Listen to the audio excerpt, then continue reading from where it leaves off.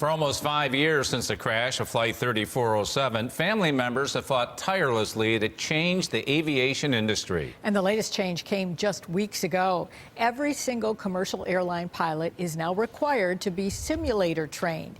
It's just the latest piece of the puzzle to fall into place for these families. News 4's Ed Dranch has tonight's special assignment. Ed? Jackie and Don, JetBlue gave us rare, exclusive access to their training center in Orlando, Florida, to see how their pilots are trained and what the future holds for some other airlines. On the ground or in the air, you'd expect pilots in the cockpit are trained to handle any situation. 2 pilots didn't know what to do in the cockpit of Flight 3407. That is really, really tragic. Karen Eckert lost her sister Beverly in the 2009 crash.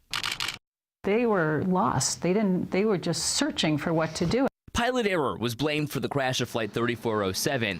Now, nearly 5 years later, the FAA is mandating all pilots be trained to handle what those pilots could not, including mid-air stalls, which ultimately brought down that Colgan plane. When it comes down to teaching pilots, you cannot take any shortcuts, and if you have a tool, why not use it? News 4 was granted exclusive access to JetBlue University in Orlando, Florida. Captain Christian Popp explains all JetBlue pilots are trained in highly sophisticated simulators, as now required by the FAA under this new rule. It's a practice JetBlue has followed for some time. In here, the simulation allows the pilot to actually experience on his or her body the acceleration, the changes in attitude. The simulator shakes and shuffles, bucking like a bull in a rodeo. It basically just puts your body into kind of a position so that you feel like things are happening. It feels like you're flying. Exactly. Popp walked us into this Embraer 190 simulator, a plane that often flies in and out of Buffalo. Have a seat in that captain's seat. The simulator is a carbon copy of the plane's cockpit. Only here, instructors can manipulate the situation from time of day.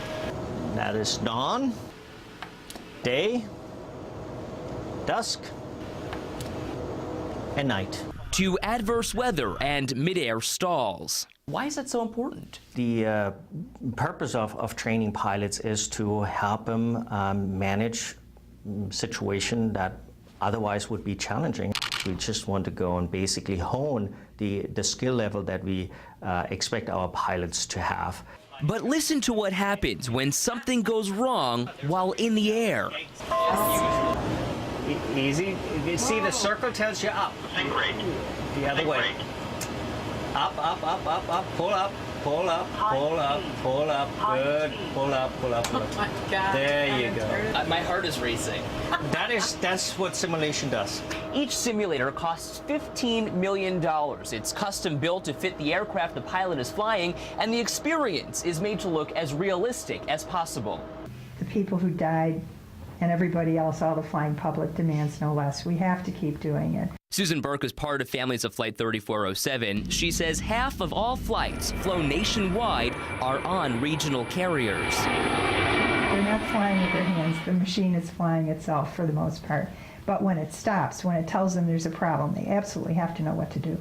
Digging through this government data, News 4 has obtained this document showing just how complicated relationships are between major airlines and regional carriers. Until now, some regional pilots may not have been trained at the same level as the majors, as noted in the months following the Colgan crash. What's stopping these regional airline carriers from training their pilots on the same level as major airlines? They're on their own trying to do it and doing it with a smaller budget. And unfortunately, the training need is greater at that level. Small budget or not, the FAA is now requiring all pilots be simulator trained to handle conditions experienced the night 3407 crashed. The body needs to go and feel that simulation. Feeling and hearing everything they would in the air. Ground spoilers, reverse crane, and now we're going to slow down. Training based on tragedy. Victims' families turning heartache into heartfelt efforts to make the skies safer for the flying public. There are still a couple of more elements families of Flight 3407 are working on, including crew member professional development and a database tracking pilots and flight attendants throughout their career. So needless to say, the skies will certainly be safer, but there is still some more work to be done, Don and Jackie. Well, at least you landed that thing. Now, what did it feel like being in that simulator? Is it like actually flying? Yeah, I mean, it's really incredible, the things that you feel, the G-force, the amount of energy that you feel behind the plane. It really does feel like you're flying, which is exactly the purpose of these flight simulators. Ultimately, though, it's still very stressful, especially for someone like me who's not an experienced pilot, which is also the thing that 3407 pilots ran into because they were not experienced in that plane that they were flying the night it crashed. They didn't know what to do. Exactly. Yep, they didn't know All what to right, do. thank you. Very revealing, Ed. Thank you.